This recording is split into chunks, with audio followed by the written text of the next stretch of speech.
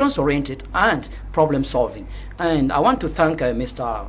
Bang Bullet, the councillor for Njab village, who has bounced back after some years of absence in activities as a councillor representing the people.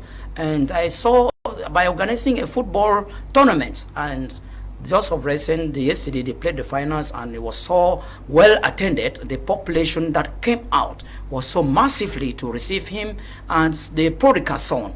And I think I should encourage that, because there are times that we are moving on and things are really changing. As we going on, I shall develop many things that ISCC is putting for Cameroon. Okay. Tamai Jarvis is also in today's panel. He's part of the panel. Good evening. We're glad to have you. Good evening, Mr. Kum. Good evening to Ta. Good evening to, of course, Semutaga. It's been a while. I want to wish a special good evening to the Catholic Christians, to the bishops and all the lay faithfuls of the Roman Catholic Church. And I want to also see this opportunity to wish Mr. Nyam Robert in the United States of America, who is celebrating the birthday today. Happy birthday and many more years. May God continue to guide and protect him, and a special one to his family. And of course, the peace-loving people of Way Village, I want to wish them good evening and to tell them that courage, brothers, mothers, fathers and sisters, do not stumble. The road may seem rough, but at the end of the day, we will survive. Thank you very much. I'll start with you, Sir Mutaga, the president of the Église Évangélique du Cameroun, Reverend Bila Alexandre, has urged EEC pastors to refrain from discussing the political situation in Cameroon. That letter reads, dear colleagues, on January the 8th, I became aware that following some political statements made by Roman Catholic Church leaders, certain members of our church also expressed views in the media that could potentially cause confusion and unrest among the public and our Christian community, as these statements were perceived as representing the position of the Église Évangélique du Cameroun. We must remember that the Protestant Reformation of 1517 freed us from following external authorities. While the Église Évangélique du Cameroun is concerned about the social and political progress of our country, it is an organized institution. I call on our pastors to adhere to the discipline of the church when it comes to public communications. To avoid further misunderstandings, I remind the members of the Église Évangélique du Cameroun that any statements on socio-political issues fall under the authority of the General Synod. Any declarations made outside this body are not permitted.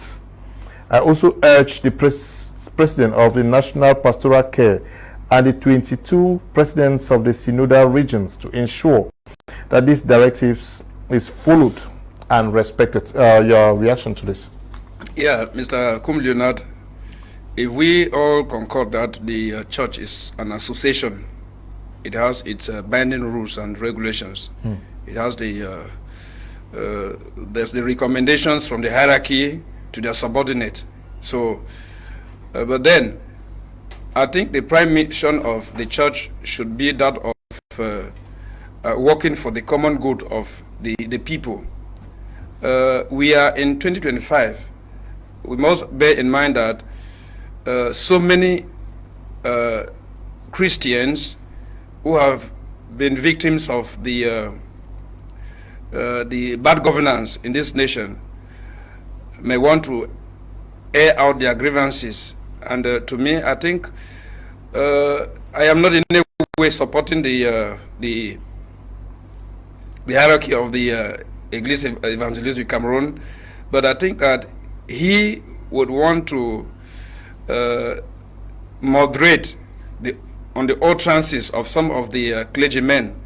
You know, sometimes words might tend to spark chaos, and then at a certain time, words also may also come in to bring order and peace.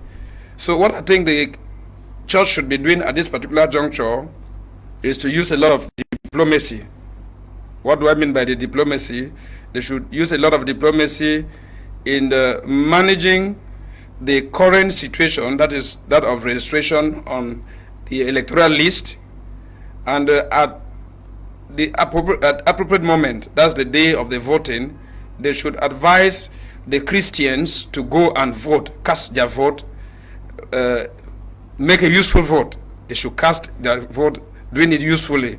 You know, at this particular juncture, for the church to get involved in any form of castigation, it might lead to certain social unrest. Okay, but let me read what your first vice president wrote in response to him. He replies, that's Mamadou Mouta. He replies, the EEC president says, "My dear brother Alexander, it is with great sadness that I read this statement, which far from being evangelical seems more aligned with a personal choice focused on the preservation of individual interests. I am evangelical. I must clarify this. Jesus was a revolutionary of his time, and thanks to this revolution, you have the honor of participating in that revolution 2,000 years later. So why prevent the children of God who choose to support his people against a pharaonic system that has been in place for over 40 years, oppressing with your complicity a people you are called to protect from the miseries of this world? I believe that pastors should call for your resignation for this threat that you couldn't even hide. The church must move with the times and speak up when necessary. As Judge bin Nano said, God has no other hands but us." Yes, your reaction to the response from President Mamadou Mouta, or you have something to add to it? Yes, I think you were ready for me to, to react. As the first national vice president of the Cameroon Renaissance movement, he has right to his opinion, and the stance of the CRM can be communicated by the Secretary General of the party. So in our party, we do not exercise any dictatorship over freedom of speech. I think he has rightly expressed his views concerning the as a Christian, because he says that he is an he has not spoken as a militant of the CRM. That's why I said he has spoken as a Christian, and every Christian has the right to appreciate the utterances of the hierarchy. So he has appreciated the utterances of a church hierarchy, and I think that only him alone knows exactly how God inspired him at that particular moment to speak, because the spirit of every man of God is subject to the man of God. Okay. Yes. How do you look at this? We saw bishops who came out, and then even at the end of the conference that took place in Boya, nowhere actually do they expressly say we don't want this, like what is written here. Yeah, you know, the church has a role to play, and the role is to shepherd over everybody, and without necessarily pinpointing who should and who shouldn't. Because if you look at the Bible itself in Romans 13, in the Romans 13, it says that respect the state and its authorities, and all authorities given. So when you look at that, they probably are laying their emphasis on that okay, everybody, because the church has another thing, especially the Catholic Church has something that we call the dignity of the human person. The dignity of the human person simply means that if Mr. A has a bad character, it doesn't mean that we should not judge him based on that bad character. First, he's a human being first, before the character. And now we should try to isolate the character and see how we can work on his character than castigating Mr. A. That is what we call the dignity of the human person. And this is what most of the church, even the EEC, is trying to play on it, that let us not go and start pointing fingers, this person is bad, this one is bad, but let us refrain from making general statements. And of course, voting is an individual initiative, it's a private thing, and you can decide which party you want to vote for, whether you are a PCC or your EC's worshippers or not. So this is really in accordance to making sure that everywhere has calm and serenity. Remember that we are in a very volatile environment right now. It is different from 2018. What we're experiencing now, the atmosphere that we have now, is totally different from 2018. So there's a lot of tension in the air. Like what Mutaga said, if care is not taken, words are not a bit caution like this are not given, we may just see ourselves that people start using words and it's now start causing black leg, red leg, black, all this kind of legs, name calling, because some people will appoint, they will say, okay, yes, we are for this, some people say we are not for this, and now you not divide the church. You know, what earlier started within the Catholic Church, it is kind of giving a kind of information that some people say the church is divided. So this is to prevent things like that from happening. That, okay, if you want to make that, be careful, know that this is what the church as itself, as a pastor of that church, you are submitted under the authority of the church. This is what the church is saying. If you want to make that, you are on your own. Meaning that if a pastor at EEC goes and say whatever he wants to say, this will back the church. And remember that the church is also caught between this work of the state gives accreditation for churches. And remember there's a February 15th deadline looming for unregistered and or unauthorized churches. And so the church will not want to cut it to get itself caught between the limbo of having your accreditation revoked or having one or two things brought about your church or against your church. So I think that as a shepherd of that EEC, he's way within his place to take that decision for peace at the moment. But that doesn't mean that he's neglecting the fact that the economy and the rest, he's just saying that don't make utterances. Okay. Yes, the reaction to this call by the president of Église évangélique du Cameroun. Thank you, Mr. Kum Leonard, and the discussion is a good one. I want to appreciate his outings because he has shown proof of a good leader. A good leader is what? Having a vision. You foresee things, you foresee instances, you foresee chaos, you handle issues until they get cool. I think his choice of coming out with that communique has given some credit to EAC Cameroon. And when you look at the work that the church is doing, particularly Catholic Church arrived Cameroon in 1890, and if you go down the lane counting, it's 135 years. So when you take 65 years that Cameroon had independence, 1960, you see that the church is regretting they have not done their job well. Because if the church did their job well, if you take 65 years plus 65 is 130, and you see that 5 years stick on it, which means the Cameroon was led on the foundation of religion, of Christianity. So to me, I see they are regretting of not winning that Christianity in Cameroon, because if at all their doctrine went through, they would have brought up good politicians to lay the foundation of the state. They would have nursed good ministers, good director generals. Please. I'm talking. I'm half the microphone. When you are talking, I never disturb you. The church has. Let me learn. I'm giving statistics because the church came as a humanitarian association that they're supposed to help and do other things. And now it's showing that their doctrines have not been going through. If their doctrines have been going through, like this bad governance would have not been in Cameroon. The government, we are only 65 years old, but the church is 135 years old in Cameroon, and even more. So what I want to tell us is that the church have to leave the pulpit and evangelize. Go out there and meet the people and talk to them in a nice, and they should change the way of doing things. It is as if what happened during the days of Martin Luther is still going on right now. And they are doing it at which era? At the era that revival churches are everywhere like mushrooms. You see that as the revival churches come in with their own style, they are fighting Christians with the EEC and with the Catholics. So there are some old dances to create some awareness, as if to call back the Christians that they do care about their well-living. It is a lie. If they care about the well-living of the people, there are times they make communications that they are a patient in a hospital, in a Catholic hospital or in another church hospital, that they want to pay the bill.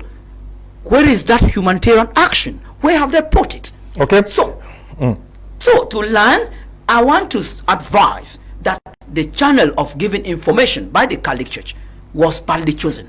because all the ministers, all the politicians are their Christians. Okay, these they're not necessarily Catholics, some Presbyterians, some are Baptists. Yes. But let's move straight to our second topic, the main topic for tonight. That was just in passing. You understand? Do you weep for Cameroon, like the Catholic bishops, as they concluded their conference in Boya? They came up with so many points, which I'm going to be reading some of them. Let me read this one. It says that one of the causes of Cameroon's anguish is undoubtedly the tax burden, which increases year in, year out, to the detriment of most vulnerable populations. It is seen as the ultimate means of suffocating those Cameroonians whose purchasing power is low. But when we go further, they say we wonder whether a country can only be built on and through taxation. It is well known that Cameroon constitutes a real scandal of blessings because the wealth of its forests and waters, its soil, its subsoil, and so on. On the other hand, we are witnessing the organized plundering of our economic heritage. We are thinking in particular of the sale off and alienation of mining and agricultural concessions, which are being carried out through agreements signed here and there in highly questionable manner. But the church is saying that 65 years after independence, Cameroonians are suffering. Mr. Kum Leonard, I want to thank you so much for your very keen attention, especially in observing the happenings in our nation. And your program is a very fine program. If you look at the utterances of the Catholic Church, you would understand that they are not in their very first outing. We have people like late Christian Cardinal Toomey and a host of others who were murdered in cold blood because they said one thing or the other that angered one person or the other, and honestly speaking, they were never protected. Who was murdered in cold blood? Many of them died. Let us take the Vec of Bafia, who just died, I think, who died some years ago. Okay. So there are many others. If you want me to read a whole list of others who died. The Catholic Church is the greatest victim of its evangelization for change in this nation. So when he said that the church is not working, I was a little bit vexed. So we come back. Let me talk about Cameroon as a whole. You find that statistics right from the World Bank show that Cameroon is one of the countries in the world and the highest on the list that borrows money at a very high rate. They borrow at 10% interest rate, which is something that is common only with businessmen. A country cannot borrow money at 10% interest rate. And borrowing money at 10% interest rate, you find that it has been advocated that they should push even up to 40% investment. We want to talk about our resources. They are not investing. Those people are talking. They are not investing. They are not investing. They are not investing the money which has been borrowed. They are not investing the money which has been borrowed. You see, the money is borrowed and only for consumption. It is borrowed for consumption, not even borrowed to be invested. No. When it comes to the time that there is high pressure, maybe from the merchant houses where they borrow that money, you find that the government is forced to go into certain deals because they have pressure, maybe from these people, to refund those monies. So that is a calculated ploy to milk the people dry. And you know that for you to have absolute control over a people, you must subjugate them to perpetual misery and pain so that it is easy to control them. When the people are emancipated economically, you find that it is difficult for you to just talk yes, say something, and they accept yes and yes and yes. So we talked of Cameroonians at a certain moment having the apathy for registration on electoral lists and all the like. I will tell you that it's true, because in a country where the people are hungry, they will not be having much time to think of change. They will be struggling to see how they can feed their children the next day. They will be struggling to see how they can feed themselves the next day. And then with all this, you find that their minds are completely derailed from the essential, because when there is change at the helm of the Supreme Magistracy, you find that there is also a change of intelligence at the Supreme Magistracy, because each and every individual will come with his ideologies, his vision, and that vision would be implemented for the growth. Look at the countries where there had been constant change at the helm of the Supreme Magistracy. Let's take Nigeria, which is a nearby country. You find that the development in Nigeria cannot be compared, the development in Cameroon cannot be compared with that in Nigeria. Nigeria is highly developed in terms of infrastructure if you go to Nigeria, because many people will talk of Nigeria, they have never gone there. Some of us have crossed right to Akwa Ibom, we've gone to Abuja and Lagos. We know exactly how Nigeria is. So like the bishop said, there's a pondering of the national resources. If you look at the mining sector, you find that it has become a deal between some ministers and businessmen from over. We take the mining process in the eastern region. You understand that the mining companies in the eastern region, they plunder on the resources. There isn't any sufficient development that is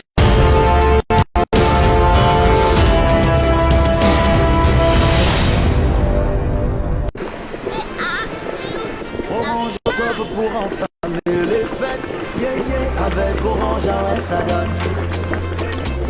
On met le feu presque, Orange nous met bien, Orange est sur le fire, c'était fin d'année.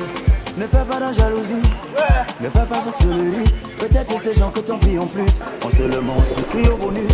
Dis seulement Dieu merci pour le souffle de vie.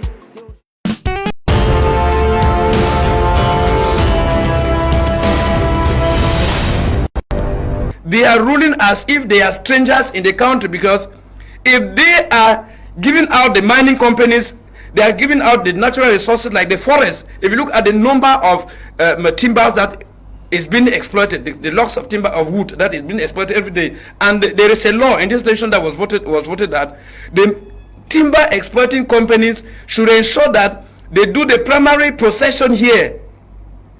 They are not supposed to carry those logs of wood outside with the bags and all the like that. The primary possession has to be done here, because by the mere fact that the primary possession is done here, they set companies that would need what? They would need labor force from Cameroon.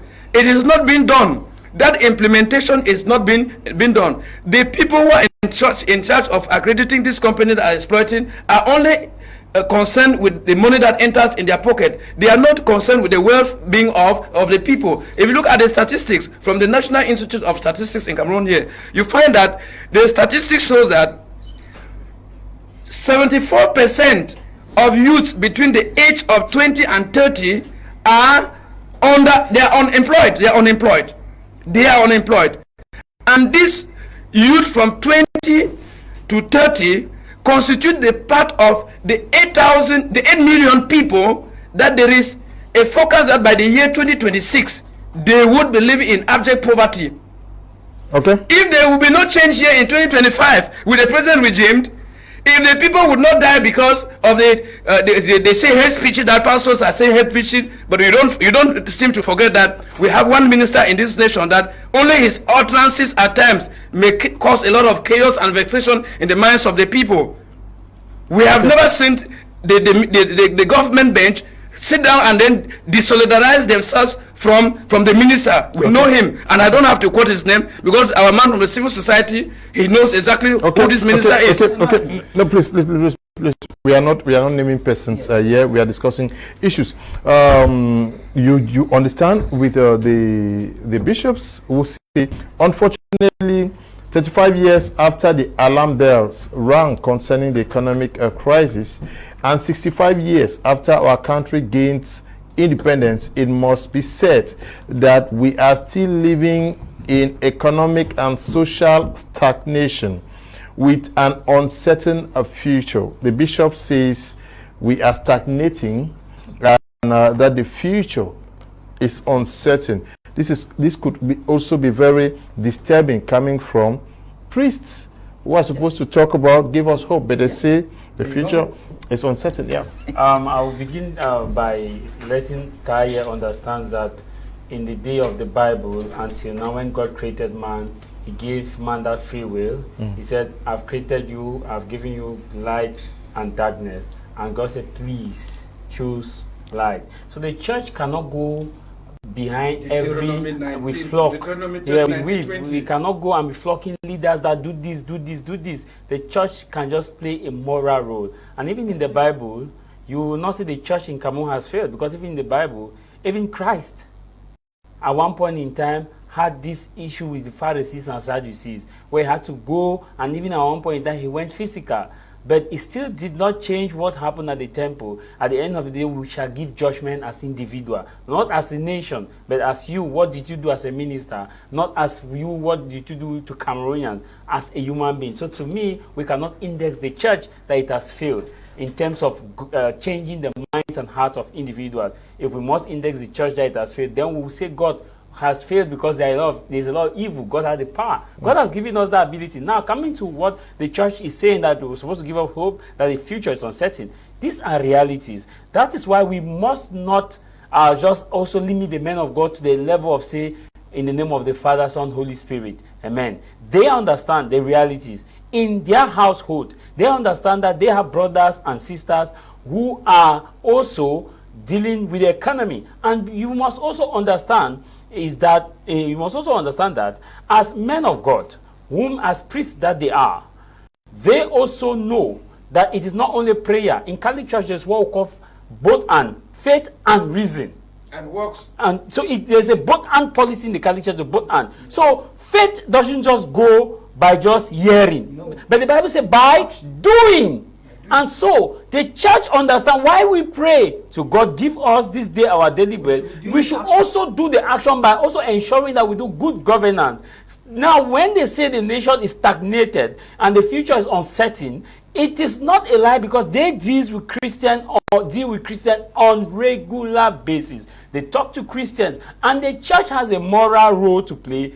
And this is the moral role that the church is playing. That the church is saying that 60 years after we gain our independence, the right to education is still not effective to all. 60 years after we gain our independence, one would have thought that justice would be for all. It's still not there. 60 years after we gain our independence, one would have thought that the economy would have moved. And even also the unquestionable, or the deals that have been signed are highly questionable. 60 years. So the church is trying its best to see that it can play that moral role. And that's why you see the communique, as I said on Friday, the communique will never carry that Mr. A or Mr. B should not stand. But the communique will address issues like this, because the church is in a society. It takes a political decision for men of God to travel from here to Boya, because they will need protection from the men of the army. The men of the army are recruited by the executive. It takes a political decision for them to travel where, because they will need good roads. That good roads will be constructed by elected officials.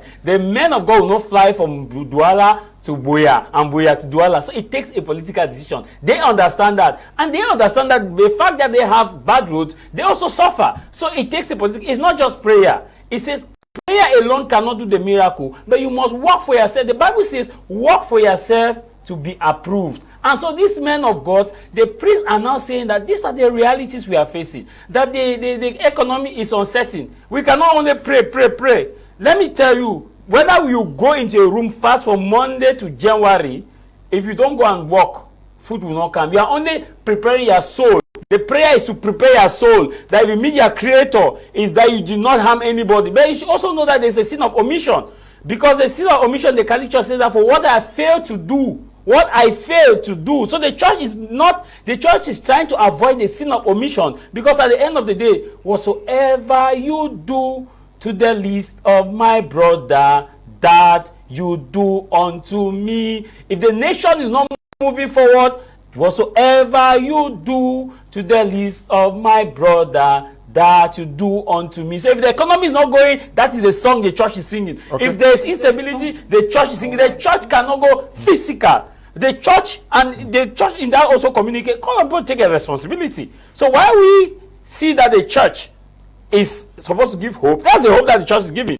That this is what we are experiencing is uncertain. So please, leaders that be, try to see that the certainty is guaranteed by doing the right thing. And also people should go to the poll and register and vote whoever they want to vote for.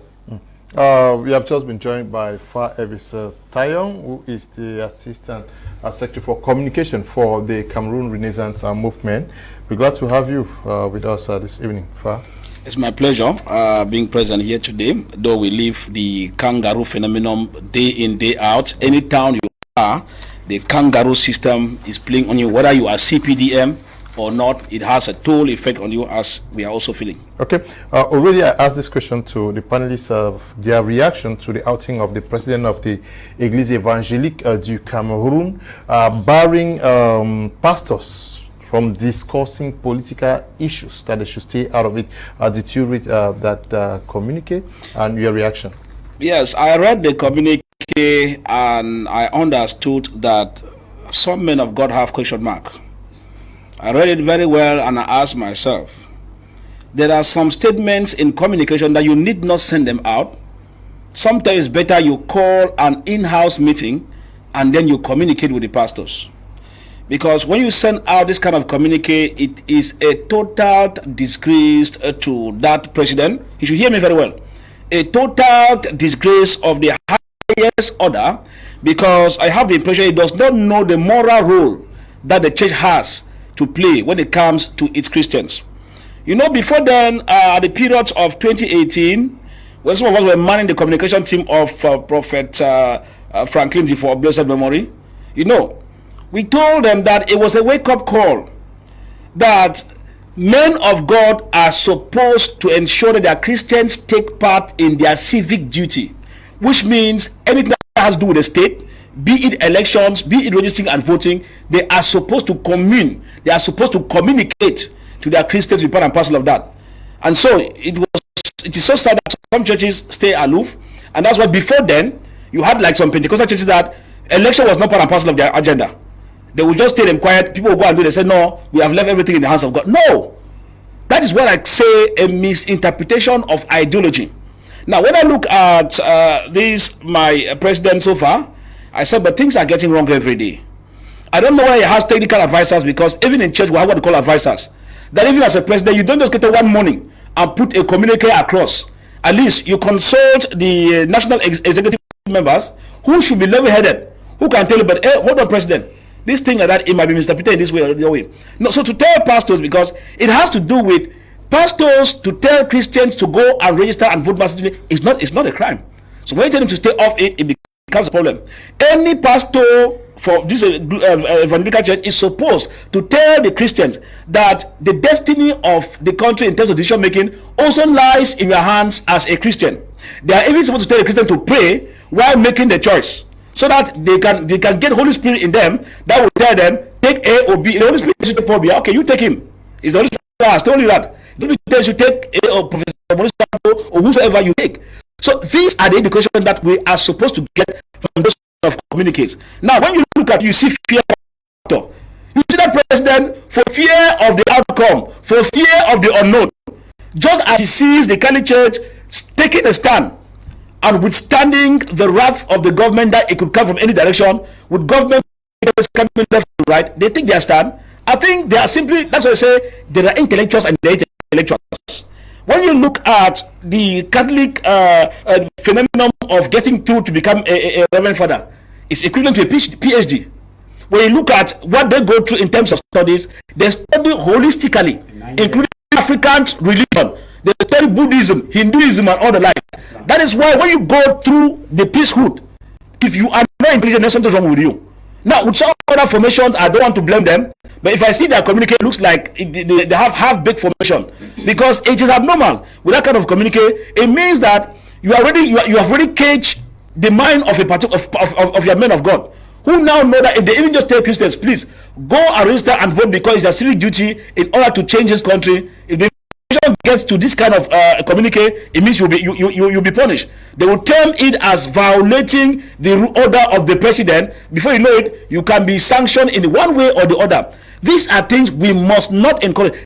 The church must not take to intimidation. Do your moral duty by informing Christians, but put in place, put their conscience on the alert, as Catholic has done. Okay. If you want to vote 92% president, no problem. You want to change, no problem. All is that you have the latitude to make sure that you carry on with your civic duty. Yeah, but when the church says that Cameroon has an uncertain future, do you agree with them? I do not agree with the church. Okay. Because I come back to the point to say the church in Cameroon is more than 135 years, and Cameroon is having only 65 years of independence. And I was believing that by now the church would have invested much to come out with some good politicians in this nation and people that will have this nation at heart. But when I see we just emotionally talking about that the church is right, the church is this, the church has much failed. Why? There are churches that they make schools and the Christians are unable to pay tuition fees. Do we know that is how it's happening in this nation? Yeah, but so what I want to say that concerning the future that is bleak, as they are assuming, I say no. The problem is the citizens. Let the citizens be factual, be conscious of what they want.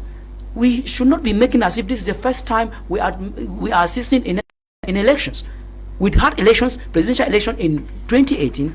Hopefully, we are hoping that this year they will have elections. But all the utterances are coming out around. So what I call on the church, let the church remain within the ranks of my Bible and Christianity and their doctrines and do much. It shows that they should go out and evangelize well and make sure they pass their message and put it practically. So, and let them be humanitarian, because if I count these days, how many churches are doing humanitarian works? But they receive, of which they came for that. So, let Cameroon has a future, that future shall come from you and me, from us. So we should not be deceived by words. We should not be overtaken by emotions, because some people, some unscrupulous people in the CPDM have succeeded in keeping us away from the right table. We should see how we can get into community politics, see how we can bring up the women and some youths to integrate in politics, and see how we can build something better for the nation. And let me tell you, the way Cameroon is doing things, even they bring the Pope Francis, and put us the president of this nation, things will even go worse. So what I'm saying is that the mindset of Cameroonians, the mindset of Cameroonians need to be reviewed. The mindset, because when they say change starts from self. The way we agitate, it shows that if we are giving that a position, we will do worse. So I'm just praying that we look inward, start by rebuilding ourselves, and put a great nation, a bright future for Cameroon. But by saying that Cameroon has no hope, it is an overstatement, and they overreacted. They overreacted there. It's uncertain. Yes, it's uncertain. Therefore, you men of God that will look up to them, if they start saying it is uncertain, therefore the Christians will do what? They have no hope. So they should go and vote. No. What are you saying in effect? That the men of God are lying, or that the fact that they have failed in their responsibilities, like yes, you are they saying, want to push it to the government. Yeah, but should they express what I like the way they are expressing, but in Cameroon, a state of law, there are channels of passing information. Okay. They should respect that information. They can ask for a press conference. Then if they are accorded, I think everyone would like to watch, and it will be a very healthy, attended press conference that even I myself, with my ID Solutions Community Communication, with all the people that are there, we shall attend, because we have a way of solving all what the challenges that Cameroon is going across, by having community-driven initiatives, by having advocacy on bad governance. We tell them that bad governance, and by hitting hard on corruption. These are things that are plaguing our nation. You want to add to what he's saying? Yes, come on. Kum Leonard. When I get my elbow Leonard brother Tam for me speaks, he speaks with a lot of contradiction. Okay. I don't have to hold your opinion. Permit me just analyze. Just debunk. When Far Avis took the microphone to talk, he said it emphatically that the church has a role to play.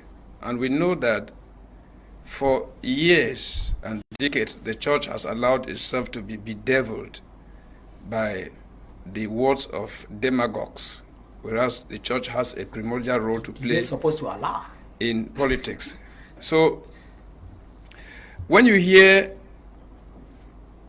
Tar speaks, he tells you that the ministers are Christians of the Catholic Church the church. And other churches. and Yes. other churches. Yes. And Their training then, has not gone through. Their doctrine has not gone through. and then, if they They're are not coming from Christians of these churches, do their Christian father, whom the church and the fathers are, not have rights to rebuke them? The Bible says open rebuke is better than hidden love. Thank you. They have been drilling these people for over 130 years, like you said, to follow the right path, and they have decided to follow the path of perdition. It is their role to caution them and warn them about the impending doom, the hovering doom. Just think about the challenge. The doom is hovering. They are doing the same job that Jeremiah was doing in the Bible. I remember in the days of Jeremiah, he was even picked up and dropped in a pit thanks to the services of Ebed-Melech, who was a eunuch, that God inspired to go and plead for him to be removed. If not, the worldly chiefs, just like the mundane presidents and the ministers we have in some countries, who think that because the church takes a stand that is against their evil, the church is fighting them. What is your effort and what is my effort? I have simply said, and I will continue to say this emphatically, that the church is doing its job. They should do more. The problem is the love for money that is killing the Christians. The Bible says the love of money is the root of all evils. Our ministers have refused to heed the doctrines of the Bible, the teachings of the Bible, and they have decided to take the way of the world, which it teaches them to embrace flashy things. When we spoke here a while ago, or we talked on mismanagement, embezzlement, and all the like, that is not what the church teaches. These guys are in church every Sunday. The church teaches them to manage resources honestly. The Bible teaches godliness and contentment. Contentment. Godliness and contentment. Is it the church that is asking the ministers? We saw 180 billion francs money that was attributed for the fight of COVID-19 from the IMF. I talked here of the borrowing of money on 10% interest. The church is telling them through the bishops that what you are doing is leading the country to doom, and we are seeing Armageddon, hell hovering over Cameroon as a result of those monies which you have borrowed, and our children's children and the unborn will be paying. And they are warning. This is a wake-up call. They are telling the people that there comes a time when the cup of endurance runs over, and no one should be waiting or should be willing to be plunged into the abyss of despair. Bags of rice for COVID-19, who saw them? The Oka and the rest. I'm not refusing. Look, you have not got. Please, Let me explain something. I want us to stay within yes. the spirit Yes. of the message of the bishops. Please, we should Let them call for a conference. Please, Yes. no. That's what I was saying. That's why I was saying that the bishops are right. They are warning. A prophet is sent to warn. If urgent measures are not taken to remedy the situation, they are looking at an impending doom that is hovering over the nation. Remember, there is a communique that is circulating in the social media where there it is stipulated that a bag of rice is supposed to be sold for maybe 25, 27 to 30,000 francs will be sold to a particular class people, there is only discrimination among citizens of the same nation based on political affiliations. That is not the kind of government that the church will be encouraging. The church is simply warning. And they are warning, they have not taken a stand already, because you are castigating as if they will ask them, go and vote for Professor Maurice Kamto, go and vote for this and this and like. They have not yet said so. They have simply said they are warning the system in place, because it is their duty to warn them to pass. God does not only come to advise, God also comes to warn. And we believe these people are men of God, they are warning as prophets of God. Okay. Mr. Leo, I just want to cue into what Semutaga said. If you look at the Bible, it is clear.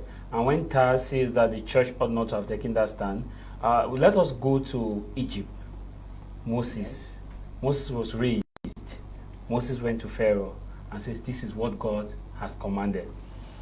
And Moses went, and it was a political decision. It was a political decision for the children of Israel to leave. It was a political decision, but it needs divine intervention and a leader raised within the community, and God to use Moses. Moses grew up even in Pharaoh's house. He had his food. And the time came when God wanted him to speak his mind. God spoke his mind, and Pharaoh looked at him as a rebel. Yeah, as a rebel. Let's not even go there. Time for me saying that. Time for me saying that. No, part time. No, you cannot order the ways of God. The ways of God are the ways of God. Let me land.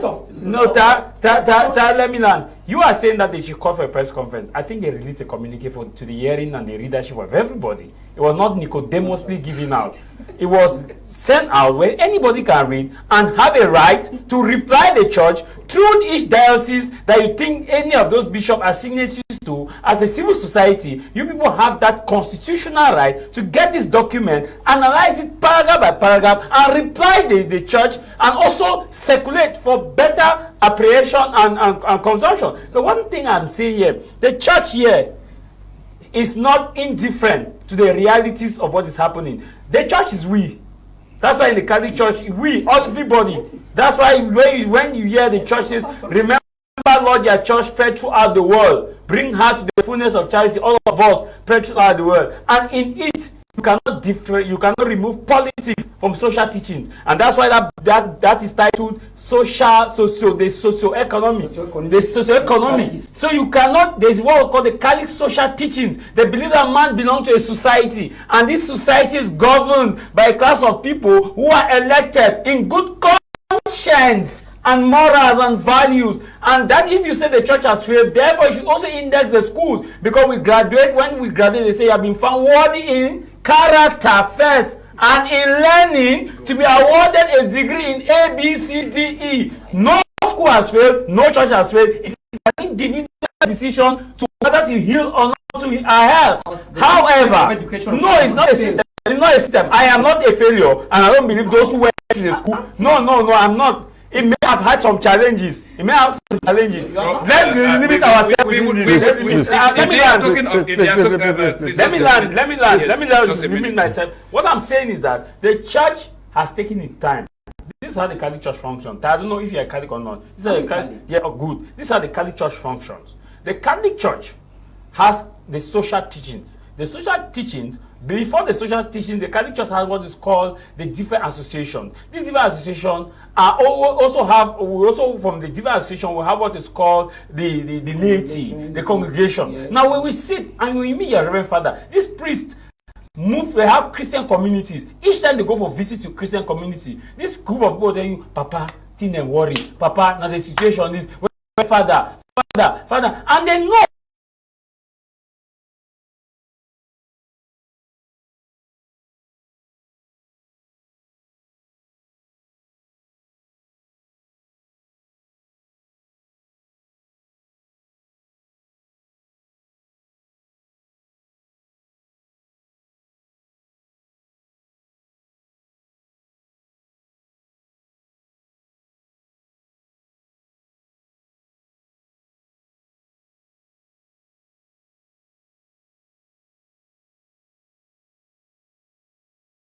Installed in corruption. Each of us seems obliged to corrupt or be corrupted. It's as if we are forced to live with corruption, to accept it as part of our daily existence, and in so doing we only reinforce it. We can't seem to do anything to get rid of it. Are they speaking what is actually happening? Yes, I think that statement is pregnant. It is a statement that gives you a summary of any facet, any direction you want to interpret the aspects of corruption in the country. That's why when I listen to what they said, it's already a call for concern. The church is picking that corruption because of what they see as grassroots-oriented religious moral authority persons. And that's why if I hear time for me, like he gave his point, I said something might be wrong at the level of civil society activism, because with civil society activism, the ways of man are not the ways of God. There is no way we can pick up the fundamental ways of modus operandi of the society. We want to equate it with the same function of the Bible. I think that's where Tab for me is getting it wrong, because with the civil society, he's thinking that they should have had a press conference, they should have done it, they should have done that. Well, that's his point of view, which is totally out of place in terms of this. We have hot cake on the table. People have helped us point something that we're suffering. Instead of us telling them, Papa, thank you. It's better late than never. We are here on this platform castigating them. May God forgive us. And it becomes a call for concern that we are looking.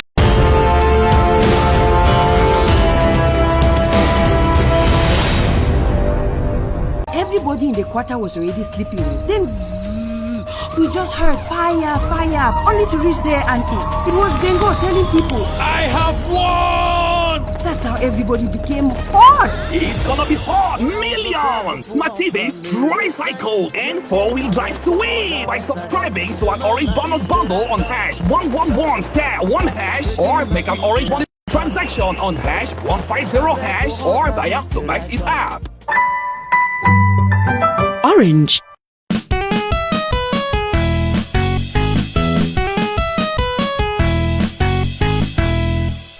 So these fathers know these things.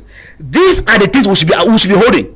Than to say that the church is of a statement by saying that the future is bleak. That for me. Sit up. Wait, I'm just talking. Okay, all right. So as a matter of fact, don't worry, I'm the one talking, sir. Don't worry. Don't talk, there's no grammar here. Because we need to take this thing serious. If we don't follow the footsteps of our prophets, we risk to move towards doom. And we'll be held responsible because they gave us a leeway. We left the leeway and we are instead attacking them on the leeway they have given us. This corruption we're talking about here, we will realize that it's almost in every facet. When schools are resuming, they say government schools are free. Secondary, for example. But you realize that for those, especially those schools that are overpolluted, the lists in the big towns, people pay 100,000, they pay 150. It is corruption. Now you go to every ministry right there. Even the private schools, you have to register. You have to register again. You get the point. Now that's how it goes. You go to the judiciary, it's even worse. It's even worse. Your case file is turning around. If your money does not pass from one judicial official to another, your case will not be heard. People who have been arrested, even unjustly, they have nobody to bail them. They bear the consequences, and they are accused and sentenced. These bishops are speaking. This corruption we're talking about here. If we diagnose this aspect of corruption that I've just mentioned, which they say, it seems as if we are forced to live with it. When you hear the statement, it seems as if we are forced to live with it, is to tell you how deep-rooted the corruption is, such that some people have really seen it like a way of life. I asked a driver the other day, why you must give money? Say, we go do how? Now so you do. If you look at you won't work how? It means that it's already becoming a way of life. Now, time for me is here. Travel along as I'm telling you. You discover before then, when you want to give 500 or 1,000 to one of the routine, whatever, it will be hidden. Yes. They'll put it in the car documents and then give them the policeman in the course of opening will pretend, and then now it is direct. A man leaves out of his car, the car documents are in the car, he goes, when he's reaching the checkpoint, who get change? You say I have 10,000 francs, he takes it from you, he goes there and gives it and comes back with change. It means that it's fast becoming a way of life, which the bishop are decrying, which is not so. We have to, I repeat, if not, God will not forgive us if we are not following these bishops to accompany these worries they are mentioning, so the state understands our worry. But if we start blaming them, on the contrary, it means that we might have been sent by some forces to counteract them, which we cannot counteract the men of God because we all people. So at the end of the day, it cuts across. Concours are coming up. People will tell you, look at, before then, time for me, I'm just talking to you here. When you hear the what they call the road safety police officers, and road safety officers, what they call the routiers. I only that's later on that the money they pay to get to that service is different from the money they pay to get to normal service. Which you have to go to the police force normally, or you have to go through the gendarme normally. If you have to pass through a normal channel, because I'm not saying everybody passes through, there are others who go through merit. It's a fact without giving a dime. I mean, police officers and gendarmes, but there are those who have to go through the dubious channels. I only get to realize that those who go through the routier part of it pay extra because theirs is remunerating. The same thing for customs. You see that those who go through customs, genuinely, they don't have them any worry. But those who go through the back door is what first becoming what? A way of life. Where when the concours are coming, you hear somebody call you. They tell a government official you have 3 places. He takes and gives to his henchman to sell them. And they'll tell you, on our 12 plus, see what there is if you know. And they come and the whole GC process is done, the money is paid, the person who is the front line that keeps it, and then they feed the name and the name goes in. So the corruption that has just been mentioned here, it is heavily pregnant. And I want to let us know that when they're talking about this corruption, the bishop is simply telling the government, if you stop this corruption, you will see more money. I said earlier, if you go to Misele harvest not less than 3.8 million daily. That does not go to the government coffers. I'm talking about private findings. That's your session. I'm talking about private findings. I'm saying it's my finding. I'm saying private finding. What does it mean? It means that if the government had harmonized that corruption properly, that it was not taking place now, so most of these monies will get into state coffers. And if you get into state coffers, the government will not need to rely. What the bishop said? The bishop said here, yes. How can a state think that they will rely on taxes, so, to build a nation? That's a statement. I'm linking that to the corruption aspect. Now you now realize that in the areas where government money is leaking, even card documents, if everybody was just, those who go in for the card documents, the money that will get to the state will be over. You will be surprised. So things need to be done rightly. The bishops are on the right track. Okay. Yeah. Coming tap for me. Thank you, Mr. Fai, and journalists, my co-panelists. We of the civil society, we look at things differently. When there are problems, we orientate solutions, we come with ways of solving them. Corruption has eaten the marrows of Cameroonians. The other day I was talking to our Justice, Peace Building and Development Association platform members, telling them the only way to fight corruption in Cameroon is to work on papers. And you are giving the billing, you go and pay into the public treasury.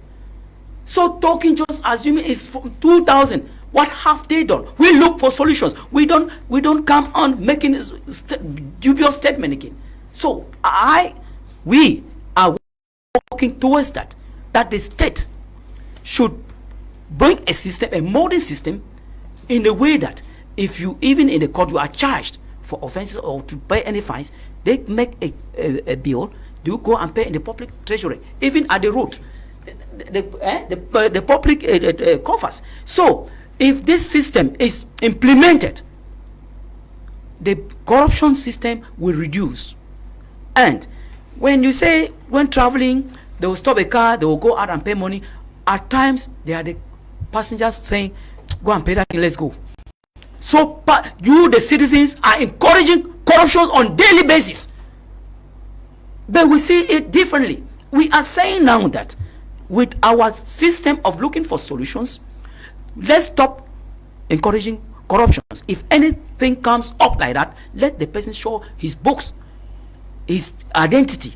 If everything is okay, you persevere and wait until the person continue. People will tell you to go. But at the time, it's the passengers putting pressure on the driver. Pay quick, pay quick, and let's go. So when they are talking of corruptions since 2000, you see, it's just making us to be cracking our heads around. We're in 2025, and elections are there. Instead of encouraging the youth and the women to get integrated into the political arena and be part of the thing, they keep making some statements so that we go into it and be wasting time.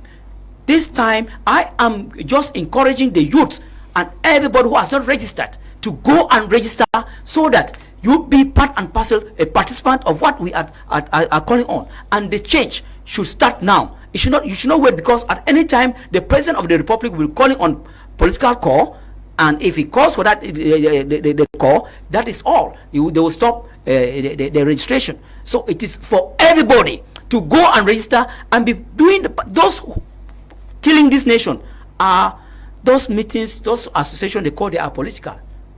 They are fooling themselves, because when they say they are political, they think that they are not part of playing politics. It is wrong. You can talk of politics in the political arena without saying that go for this or go for that, but just guide them. As we are here, we should go out there and register and do politics. But if somebody want to influence the group, that is where it becomes a tie. So those are political associations have been folding their arms for the past years. If you look into the voting system of Cameroon, they have never voted more than 3 million, and they have been winning on 2 million or 1 point something million, which is wrong. A population of more than 30, of almost 30 million inhabitants. That is, we are living the real things and holding air. We are dead. We should look for solutions. The solutions is you and me. Who has ever denounced that there's corruption here or there? Instead, we facilitate it. We nurse it. No, I'm saying, look, they started from year 2000, right? They are talking of year 2000. We are in 2025. That's 25 years now. Which means that they are only telling us what has been happening for the past while. And we have to look by the solutions. That is what I'm saying. We should focus on solutions, not talking. The talking is that we go and go some meetings with the governing body, tell them this is 21st century. It is time we implement in place to work on papers, and everything is paid in the public treasury. Okay. And the deal is done. Okay. The bishops also went further to talk about the ongoing crisis in the southwest and northwest regions. It says the crisis in the northwest and southwest regions is certainly being contained, but it still remains and continues to cause the loss of human lives. In the northwest region in particular, where reconstruction had begun, the violence continues, with guerrilla groups wreaking havoc, sometimes even routing overwhelming military forces. We are thinking of the new ghost town operation to be observed on Saturdays too. The violence in the southwest and northwest regions has been going on for 7 years now and counting. Could it be that those who wage the war are getting scandalously rich and do not want the war to draw to an end? Yet it's clear that, as with any conflict, the Nozo war is ruinous and destructive for our country. It continues to breed divisions and resentments, hatred and settling of scores. Is it not time for the political class to sit down in humility and engage in calm dialogue, mindful of its responsibility to lead our people, our country, towards happiness, which requires justice, forgiveness, and reconciliation? True peace is not that of symmetries, but that comes about through, but that which comes about through reconciliation. The church proclaims the gospel of peace, Ephesians 6:15, and thus invites her sons and daughters to dialogue as a contribution to peace. Okay, I think one thing I must say before I quickly react on that is that instead of attacking the church, the civil society should have themselves examine what have they been doing. The civil society in Cameroon is only known to distribute rice and lobby money. We are not such.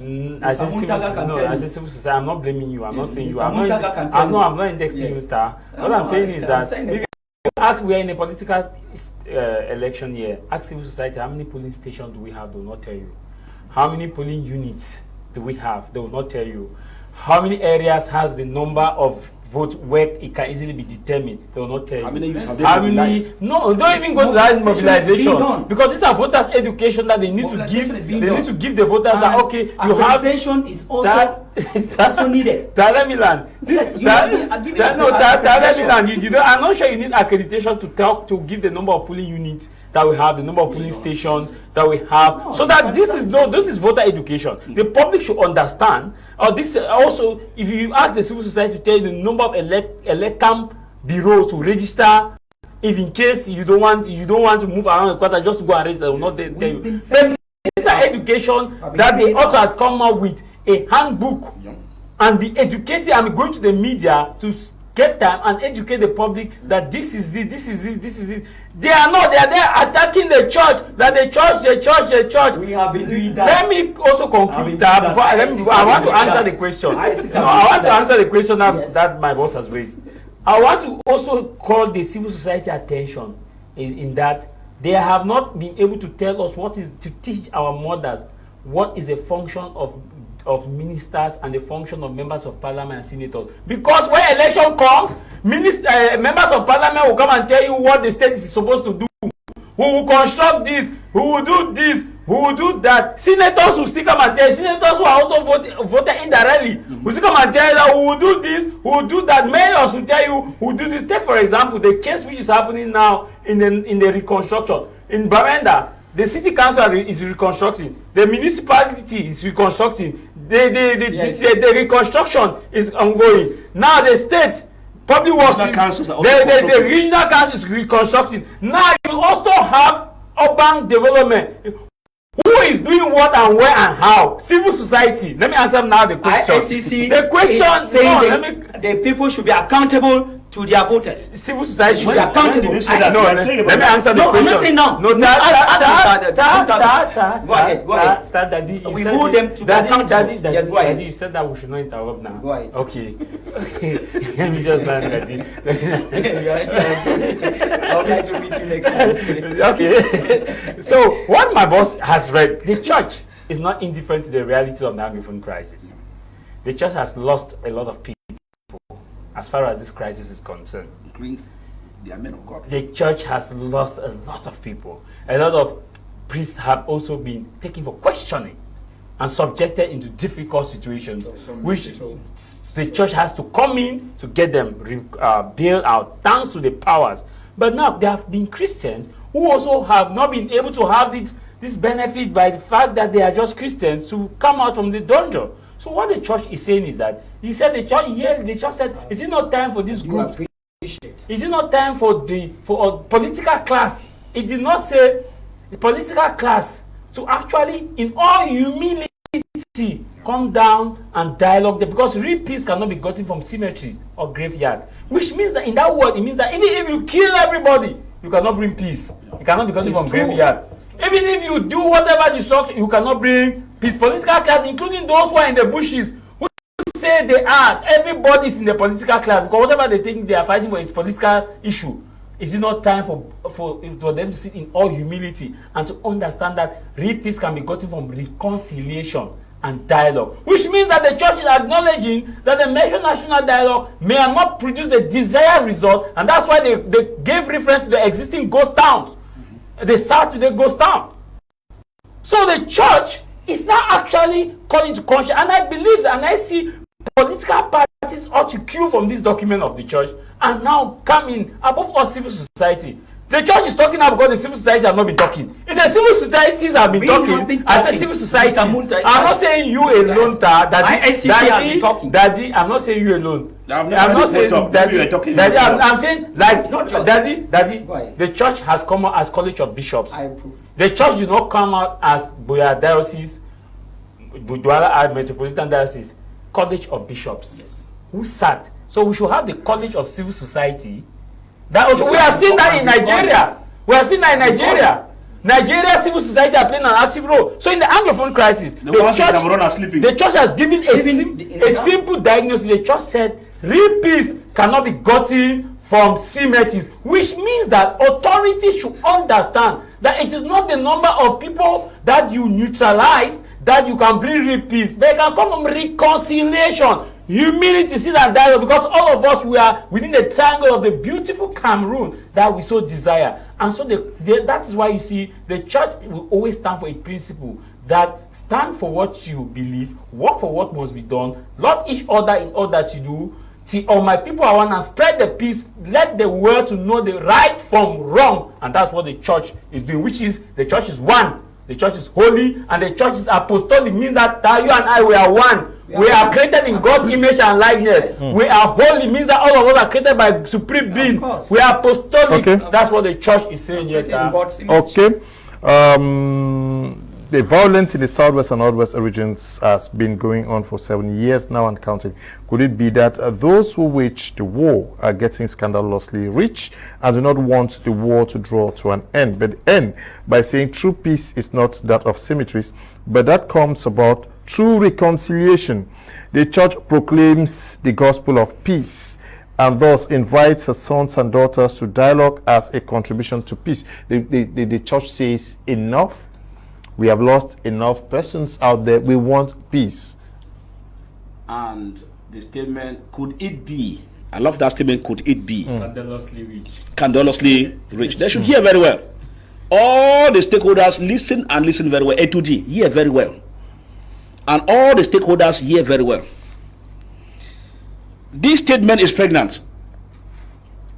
The man holding the gun, let's say the amber, for example, the guy who was a bike rider who used to have 2.5 per day and now can boast of 2-3 million just by getting somebody for ransom, automatically tells you that he will not want it to end. That one is automatic. The man that could order him in the quarters, but now when he catches me, I call him Grand. Even though I'm elder than him, I said, Grand, I beg Grand, Grand, I beg Grand. And chairman, I'll give all titles, and he's still mixing me. Okay. The 2V or white V, whosoever, whom I'm educated than him, but when he's getting me at his control point, if I'm found one thing, I have to start negotiating. Where chef, pardon, chef, where pardon, chef. He just happy because he knows that in that pardon, he will squeeze money from me if I find myself wanting. He too will not want it to end. I'm explaining stakeholders. I want to get to that statement because people should hear very well. And now, I told you sometimes, before then, Prime Minister has one bodyguard. Now, the GOs in this area and some mayors have sometimes 10 bodyguards, like Lady Kema used to move with sometimes 10 bodyguards. You could imagine the power now that's around. For those who are in these areas, I say it is sweet. You are moving that is heavy military, everybody around you. Okay, this one is this one. Now, we understand that even GOs don't have, GOs by virtue of their functionality don't have bodyguards. It's only at the level of senior division officer and above. Yes. But now GOs in these areas, they have a whole barrack that moves with them. Their cover is not even more than that of the president. Okay, they too have another high level that they are living. Now, we understand that before then, you could not see an army officer on the way, whether for patrol routine in the night or checking whatever. They were always in their barracks.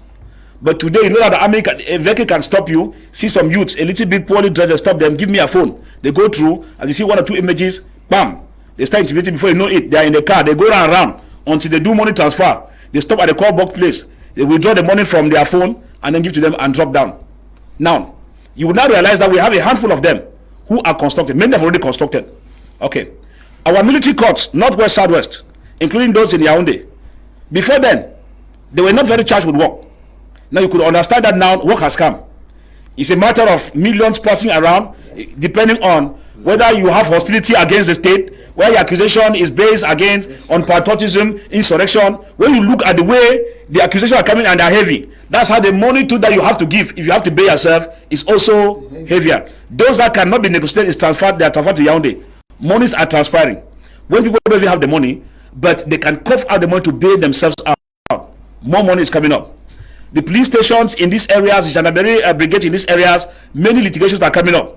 After Jarvis in my place, I just have a problem with him. Probably he spoke to my girlfriend. I'm not happy. I just go and tell a police officer that time you see my in Munya there, he's an amber. I've seen him communicate. They just come and pick you one morning. Before you know it, they mix you up. The next day, bam, you are negotiating yourself to leave. We just sit. Today we are doing run up, what they call RAF in French. Down Munya, we just do it for about 3,000 homes. Everybody sit down on the floor. Before you get up, 25,000 fast, you're negotiating, 50,000 you're negotiating, and all the like. The next time we calculate, I'm talking about stakes that are making people that it will be difficult. Now, people still are still understand. When I followed up sometime when I went to Bengui, there was a time that the contingent that was on had to be transferred out of Bengui. And when I watched their preparations and their packing, putting their luggages, motorbikes were also among. And I asked the drivers' union official there in Bengui, so you people sell bikes? I've not seen for sale. And the man laughed. And he said, go further. Well, I'm talking about the investing journalist. I'm talking about facts here. When I realized that, okay, either way they will go. If it has to do with burning or any, because people will escape and allow their now. Which means it's not all military officers who are bad. I'm talking about the few take advantage of that. Now a bike is left. Or you come and you probably kill a number fighter where that steals about 6-10 bikes. Anybody who is smart in that, if he's not a good conscious uniform officer, he selects the weather is nice and keep. When he's coming into this area, he puts in his hillocks, transfer and come and give to junior brother who is doing bike either here or there. These are realities I'm talking about, realities. Now you cannot tell this kind of person to say it should end. When we went there on coming back, he has come back with bikes. Now a store was burgled sometime in the night, phone shops, and many phones disappeared. They are coming with Android phones they are giving to their girlfriends. Let me tell you what people don't understand. Gendarmes, I understand what I'm saying. There is a case of an investigation of a stolen phone. He understands. And it was shown now that phone was in the hand of somebody. When they intercepted the person, he said it was given to him by his brother, a uniform officer. He's watching me now. These are some of the cases we're talking about here. Can we talk more about the call for peace?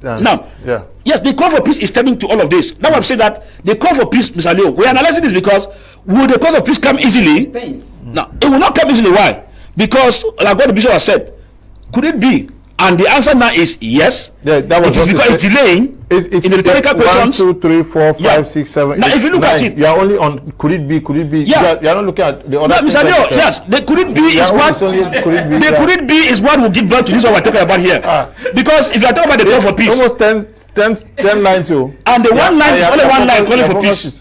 But the could it be was quite elaborate than what they're talking about here. No. Could it be is one statement. Yes, could it be? One statement. And it's pregnant than the peace we're talking about, Mr. Leo. Peace goes through at least six lines. You are pregnant than the peace. There could it be is pregnant than the peace. No, peace is more important. Because if you want to arrive at peace, peace is more important.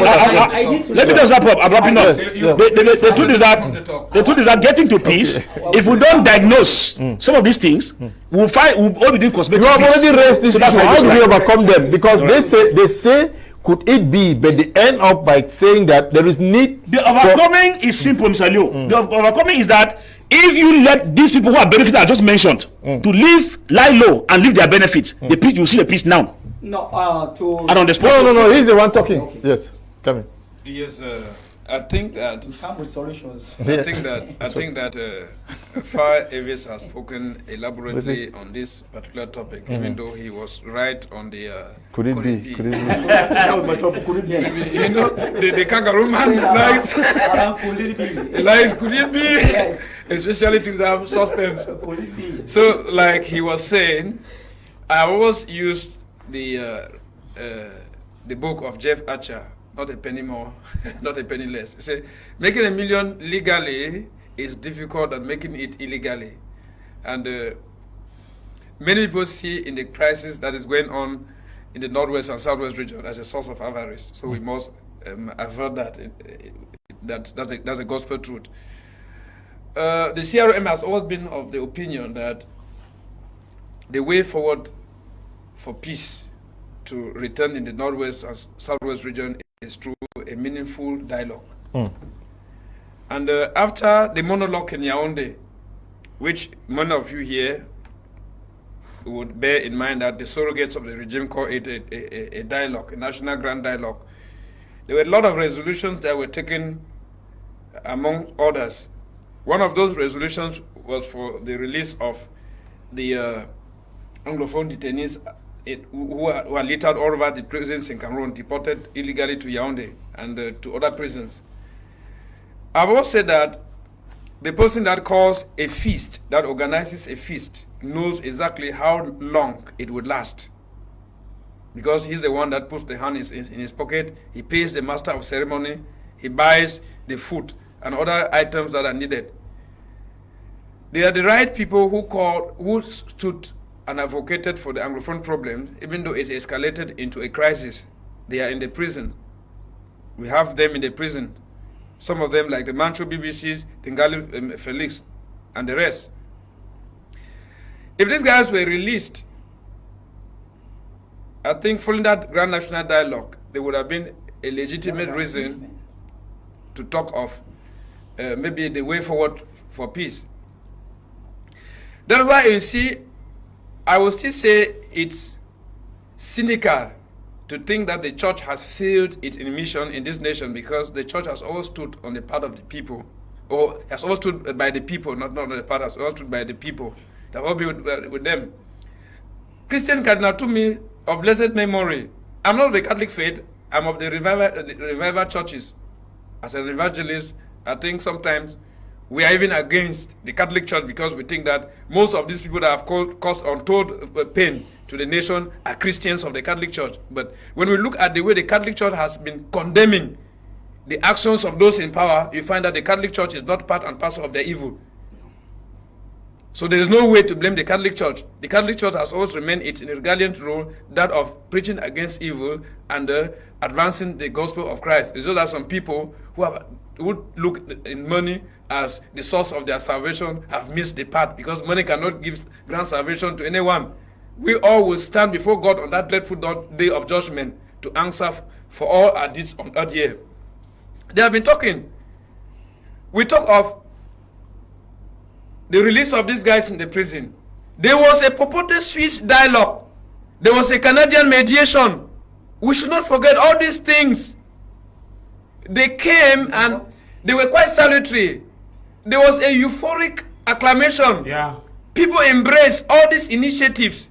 You can imagine that even those who they call the separatists, their disciples and the apostles, look into all these initiatives. They were looking at those initiatives as initiatives that will put an end. Do you think they themselves are not happy to see an end to the crisis? Who would be happy except the devil himself that people should be dying? Have you not seen even Cain, who killed his own brother Abel? At one time he was regretting. Mean that there are people who are killing people there. At a certain time they feel remorseful. But now there is the animosity. What would be done, or what should be done to quell down that animosity? There is desperate situations trigger desperate measure. The bazooka for bazooka method will not work.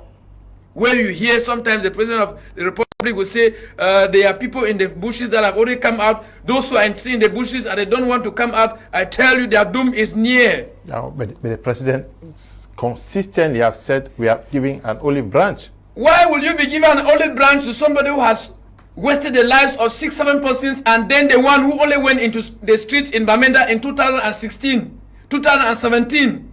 Mancho BBC asking for potable water in Bamenda, asking for good roads in Bamenda, is still in the prison languishing. Are you saying that because those in prison are not released, others should not be shown mercy? Is that what you say? I have not said so. I have said that we cannot be preaching one thing and doing the opposite. The one that has done the grievous crime is pardoned, and the one that has done the lesser one is taken to the guillotine, where he has to be slaughtered. It doesn't make sense. Okay. So like I said, there are a lot of things which have to be done. Okay. Now, when you look at the way forward, first of all, let's even consider that the citizens are tired, they're overwhelmed, they're disgruntled with the system in place. Are we sure the 2025 presidential elections will be free and fair? Looking at the system in place, looking at the strings attached to the system. Yeah, but you want to win elections. When you speak like that, do you really encourage people to register? We are encouraging them. Because there you are casting my brother. There's something which some of us who have the Christian faith have always tried to shun away. Hypocrisy. The mere fact that we are preaching for repentance doesn't mean that we should tell you that this is the sin you are committing.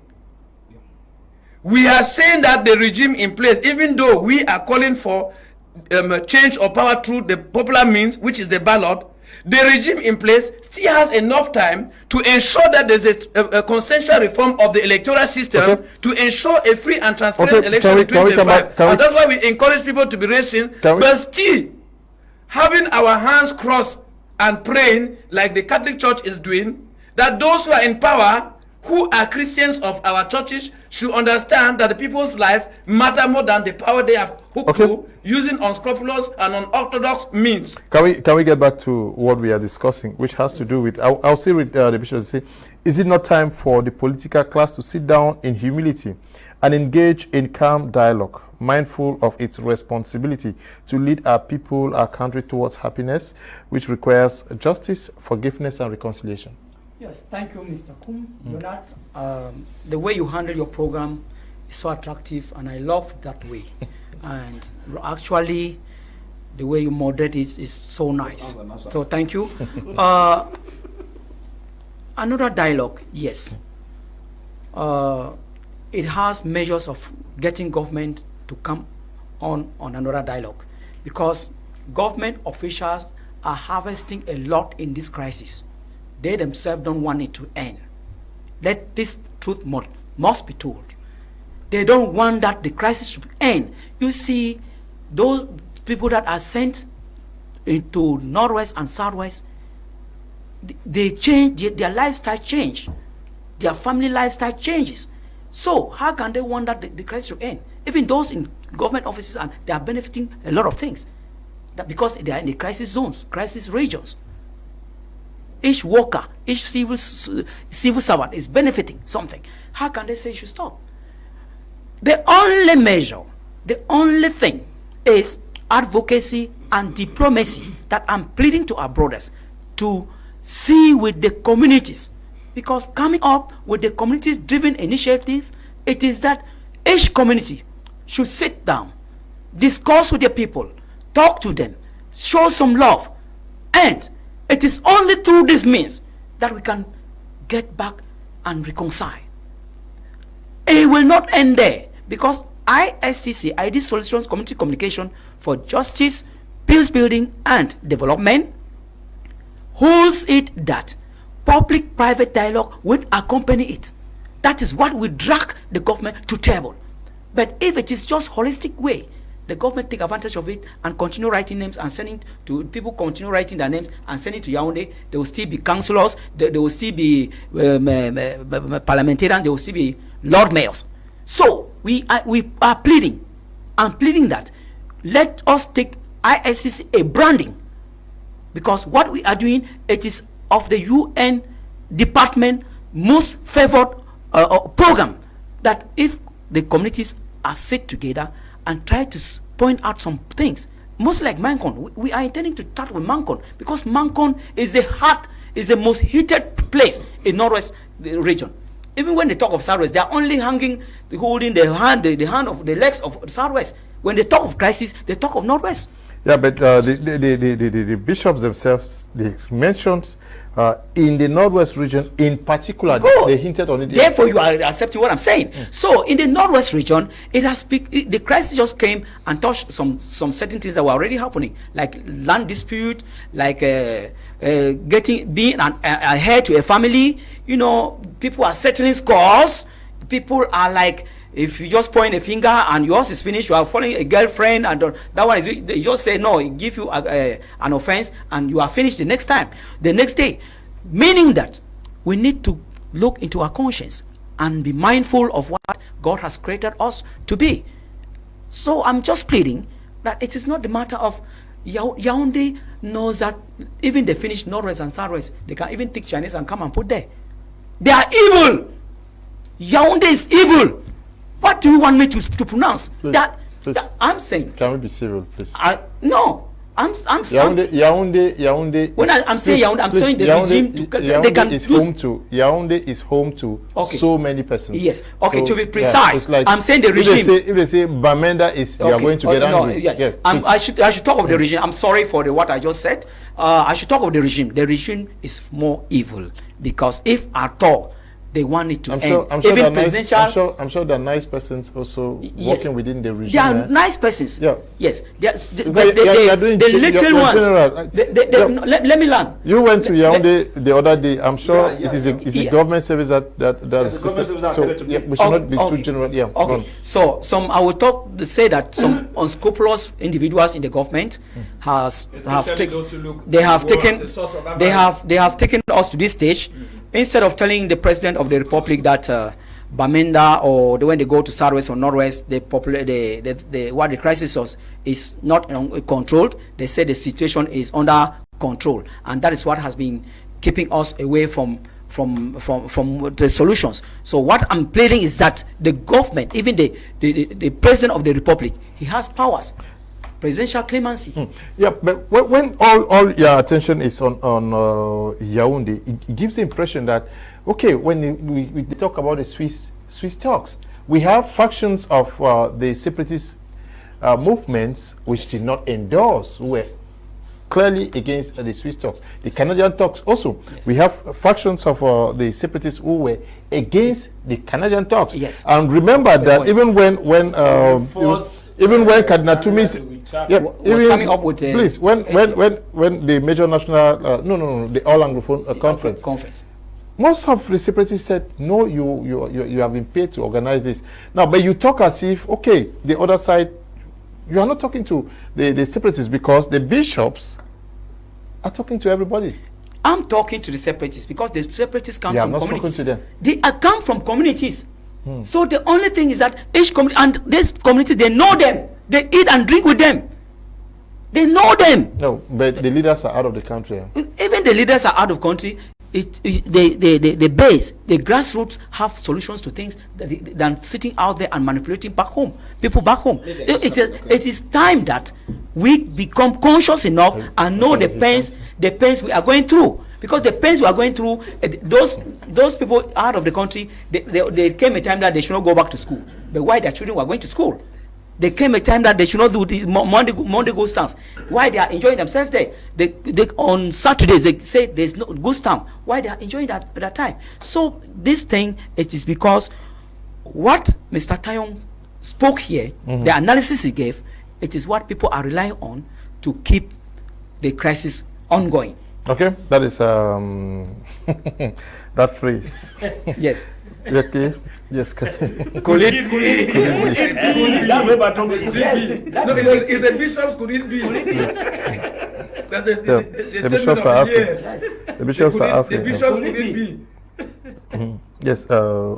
We are talking. The bishops say that people should climb down their high horses, because when they say, "Can we sit down in humility?" it means that at some point we all have been riding on high horses.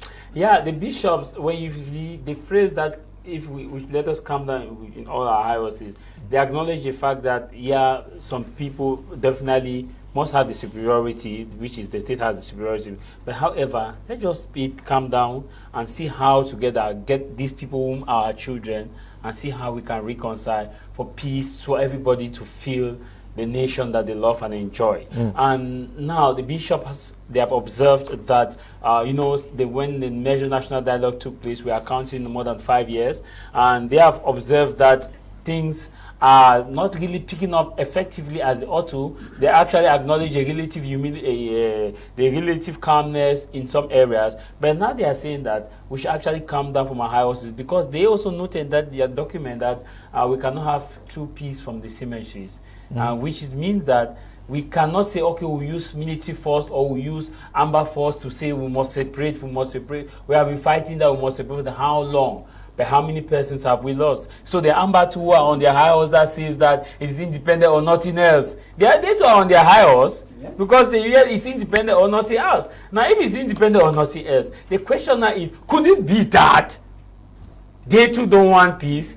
So could it be that it's because they are getting scandalously rich? But can we not come down from their high horse to say that it's independent or nothing else? Because anybody that is in the north and southwest that says no, to me, I don't think independent is the way out. Let us look at it from this perspective. You attack Blackleg, you attack sellout. So can we now reduce this rhetoric? Can we come down from that high horse to see that there are other ways we can resolve it? So on the other side of the government, at least the government has tried to reduce its high heavy-handedness, because before we were told not to even mention the word federalism, and now at least we are now using those words. Now the government has also calmed down a bit, but now the high horse, they are not fully calmed down, because like what Semutaga is saying, when they said dialogue in all humility, means that keep away the fact that this person is a terrorist, or keep it, because that word that is being used, that these are terrorists, the government does not negotiate with terrorists, also make both parties are on their high horses. Both parties. The Amba says it's either independent or nothing else. We'll fight till last man standing. But while the common man in the north and southwest, if you ask them, Mommy, what you want? My picking a peace. They will not tell you whether they want separation, they want federalism, they want confederalism, they want whatever. They will not tell you. All what they tell you that my picking a peace. That is what they will need. Now, which means that the bishop are saying that let these parties come down from all their high horses and understand that peace is sacrosanct, and that reconciliation is all what we need, because at the end of the day, whether we go north, south, center, we'll come back to the table to discuss as a people. And as a people, there is no war that has ended with a barrel. All war ends on the table and says, we make error. It takes a few to start the war. It takes a community to end that war. And now, this is what the bishops are saying, that let us come together as a people. I mean, the bishops themselves are also acknowledging that the mentioned national dialogue, years after, has not given the desired fruit. There is need for that dialogue, which means that's why they use the word high horse to say that we had a dialogue. If you don't want to, if you never attended, fine, dialogue is in progress. No, they are saying that let us come together. Also Amber, they are also saying that Amber also to leave that high horse and say it's independent or nothing else and come together. But the question now is, will this call be listened to? Yes, it can be listened to if the civil society now cue from what the bishops have said. Yes. Come now and do a follow-up and write in follow-up with what the bishop said, mindful of what was written from a synergy, ask to even meet the bishop, the college of... So together, all these people now can now come. So together, all these people, that's why I'm saying that, and that's why I keep saying, that's why I'm saying that this is now time for civil society to, because that bishop, this letter is enough for the civil society to come together and say, okay, we add our voices to that of the prelates, of the bishops, and say that there is a need for dialogue, because there are some people in some quarters within the government that tells us that there will never be any dialogue again, that the national dialogue is enough, that we will use gun. And that's why the bishop, yes, and that's why the bishops are saying that peace cannot come from the symmetry. And that is why even in the Eucharistic prayer, it says that our brothers and sisters, let us call to mind our sins and so prepare ourselves bodily. It means that we must call, we all are sinners. Everybody who is in that letter, the bishop says, everybody, at one point in time, we have participated in the crisis. At one point in time, we have participated in the crisis. All of us have participated in the crisis. In that letter, all of us, there is a prayer that said, we all are either one of the parties that we have actually... Now, let us come down. That's why we are pleading that to those who are in the bushes, we are not saying that what the bishop are saying, you should call them black leg. All they are saying is that you should come together and see how we can walk a pathway forward. And this pathway forward is for all of us to acknowledge that we all have sinned and fallen short. Okay, we have just 15 minutes to go. The bishops end up with appeals here. They say, at the dawn of the year 2025, the year of Jubilee of Hope, the holy year, considering the expectations and aspirations of our people, the analysis and the official orientation of our country, in the name of our national conscience and common good, we call on the state and all the other stakeholders of this nation to commit themselves to effectively work to achieve the development goals so well appreciated in our country. They name the following: that all Cameroonians in charge of managing public affairs as a matter of conscience must be committed to promoting efficient public services, employment, especially for young people, and economic growth to combat the distressing and scandalous impoverishment of the masses and social inequalities, to put an end to land mismanagement. I think that is a perfect appeal. That is a very perfect appeal, because if you see all this wahala, especially from political parties, is boiling towards that. Because if you look at that, that is what is making us not to feel comfortable. If you go to Equatorial Guinea, Obiang Bazogo has been there for more than 38 years, but no one is worried. Why are they not worried? They are not worried because he has been there for long, but he gives the people what they want. And the worst of it, he protects the people against the foreign nationals, and he has a good investment policy. And that policy works solely for the interests of his people.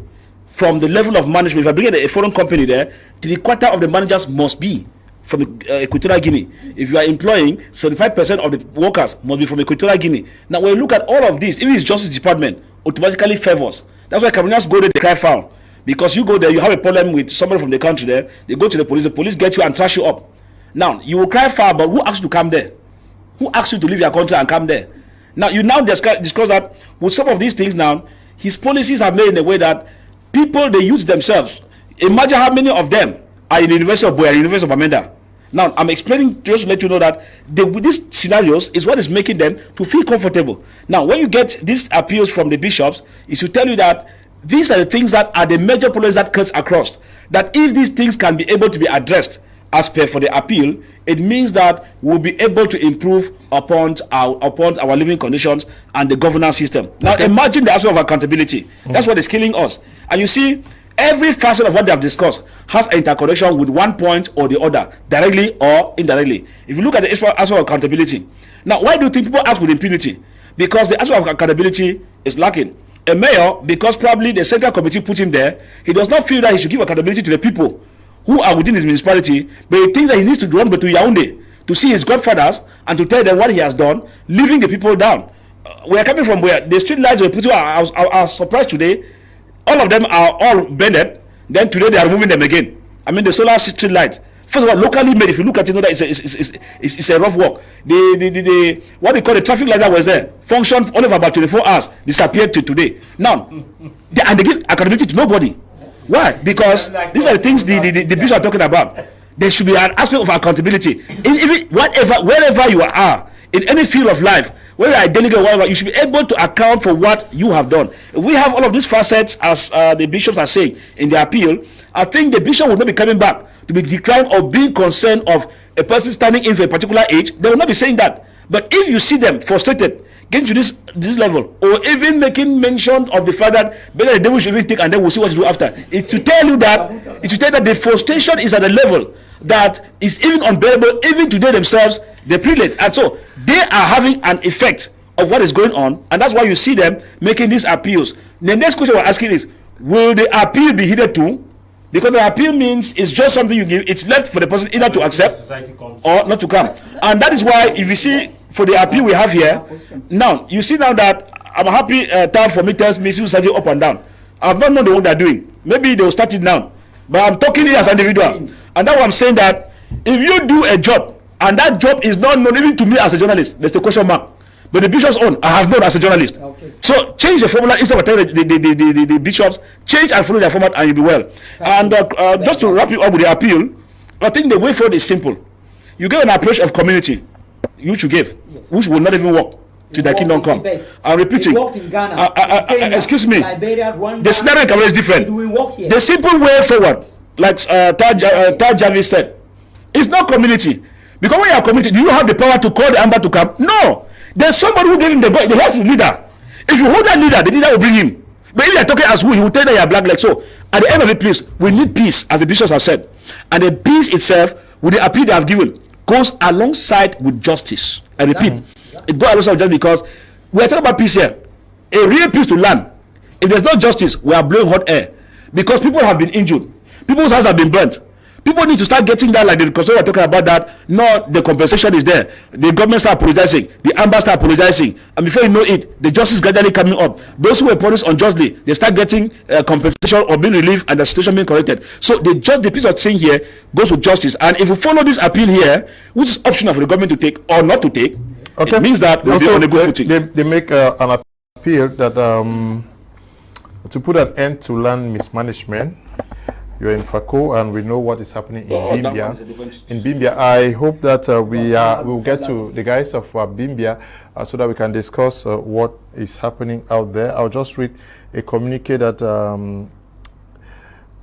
has been sent out from the people of Bimbia in Fako division, Limbe to be precise. Resolutions of an emergency meeting held amongst the sons and daughters of Bimbia, other people of goodwill and sympathizers from Fako division, in reaction to recent developments following multiple letters circulating on social media concerning the retrocession of the historical Bimbia slave trade site to a private entity, Gilgal Tours Company.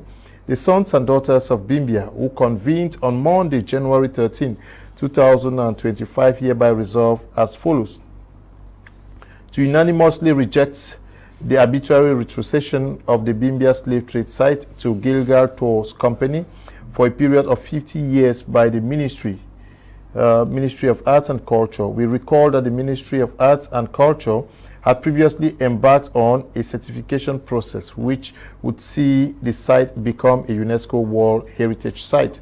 The sons and daughters of Bimbia pledged their full support to the paramount chief of Limbe, traditional authorities of Bimbia, as well as the mayor of Limbe, three municipalities who have made their position known as far as this arbitrary retrocession is concerned, and promise to accompany them in the different administrative procedures which they shall undertake in an effort to revert this arbitrary retrocession.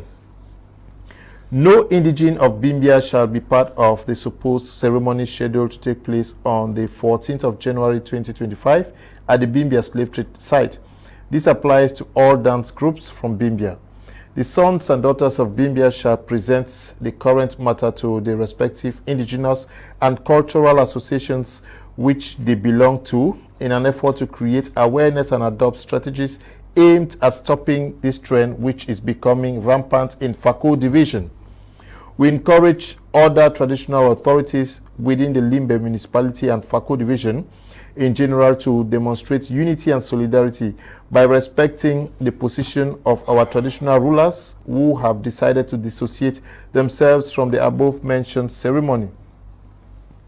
Finally, we urge the government of the Republic of Cameroon through the Ministry of Arts and Culture to notify us on the certification process which was intended to upgrade the Bimbia slave trade site into a UNESCO World Heritage Site.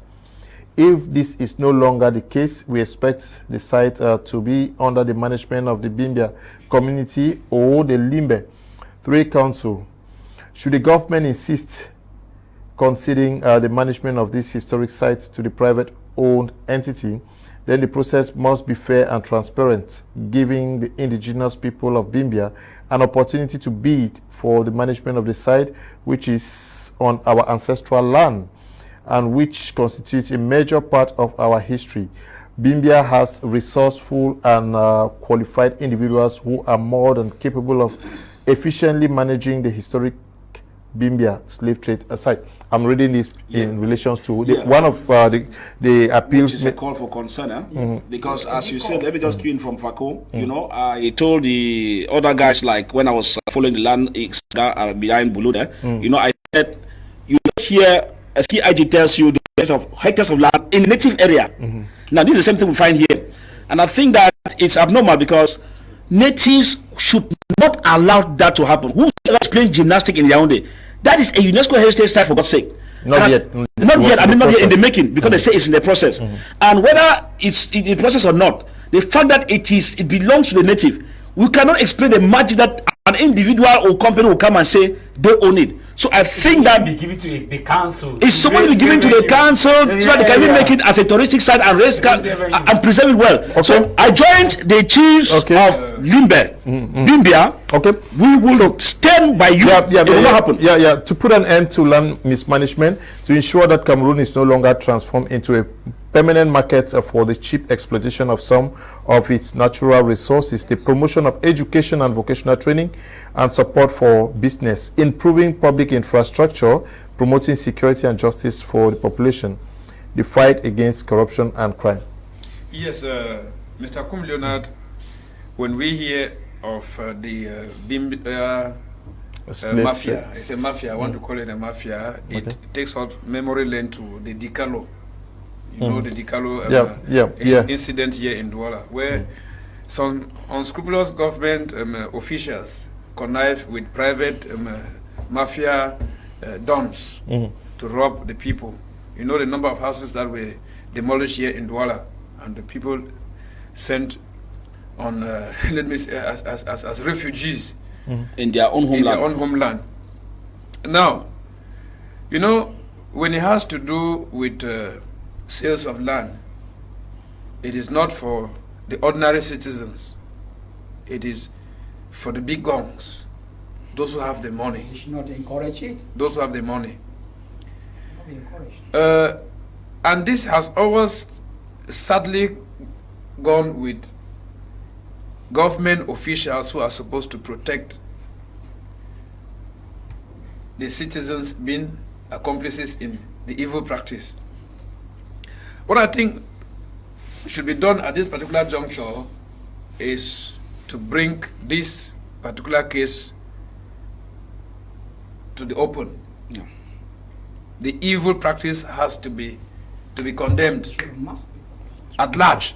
You know that before the Dicalo incident had to find a successful end, it was as a result of the work of journalists like you. I saw journalists went right to France, some of them went to the US of A to investigate. They dug deep to know those who were rightly behind the mafia.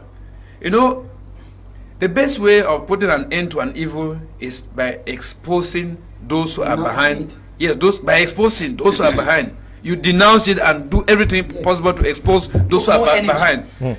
When we investigate those who are behind this unscrupulous, delicate, and treacherous evil act, you find that it's easier to drag them to the crossroad.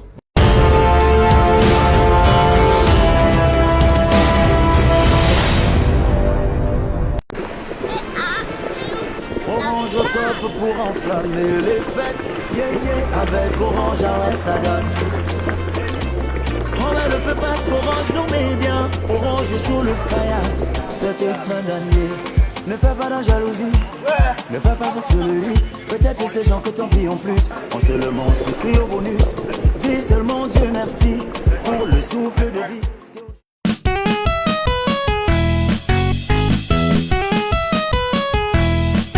Okay. And then the story of that place is completely wiped off from memories. Okay, the fight against corruption, crime, that entrance examinations to the distinguished and professional schools follow meritocratic criteria. Okay, the preservation of the environment. It is clear that responsible and transparent execution of national budget is essential to improving the living conditions of the population, who have a right to accountability for the credibility of public institutions is also at stake. We welcome the constant willingness to sanction those responsible for misappropriating public funds. In the event that this is fruitful, we ask that the money unjustly taken from Cameroonians be reimbursed to the public treasury. We also demand that those charged with recovering embezzled funds of the state should not have to endure threats and intimidation of any kind. Back in 2000, we said that corruption and the widespread theft of public funds with impunity were the main causes of the crisis. Okay, we appeal to the conscience of every Cameroonian and to everyone's sense of responsibility with regards to hygiene and sanitation. We also strongly reiterate our commitment to working together to promote human dignity, fraternity, and solidarity among all Cameroonians, without forgetting the ethical principles of the common good and subsidiarity. Yeah. These principles of the Church's social doctrine are values that we must strive to place at the heart of our lives and our coexistence. We therefore invite to exercise our fundamental rights and freedoms responsibly. Freedom of expression, for example, is a fundamental right of every human being, but a right that also entails the duty to respect the rights and freedoms of others. Okay, we are out of time. These are the last words of the bishops. They say that we should also express ourselves, but we should also know that expressing ourselves should respect the rights of others. Okay. Thank you so much, journalist. What are we? I will give a proposal because we are at the point that we're supposed to bring back solutions. I will pray that the government should give effective and responsible decentralization, and I think that one will create a lot of employment in the 360 municipal councils that we have in Cameroon. And when we see the war or the crisis going between Northwest and Southwest, is because they don't have enough companies. So I'm calling upon the government to invest much money in crisis-heated zones, regions, so that they create companies. You see things like Wada, Powercam, Ndobrise, all those, they do tea. There are places that if they invest and people are get into work, all these things will not be happening. Imagine if there were companies there. In the morning you are going to your job site, but the fact that you don't have something doing, you get engaged into temptations and you pick arms and be doing things. It was hunger that took people to the street. The marginalized population are there, the communities are there suffering. So we are advocating that the government should make decentralized, responsible decentralized decentralized government, so that the mayors should have right to employ and do other things. You see, there are mayors in other countries that they do great things.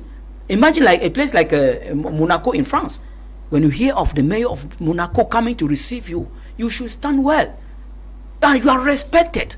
You know, because they deal with other people. So it should be now or never, because even we prefer that the presidential election should be pushed while the peace is given to the people of Northwest and Southwest, and even the northern region who are suffering from Boko Haram insurgency.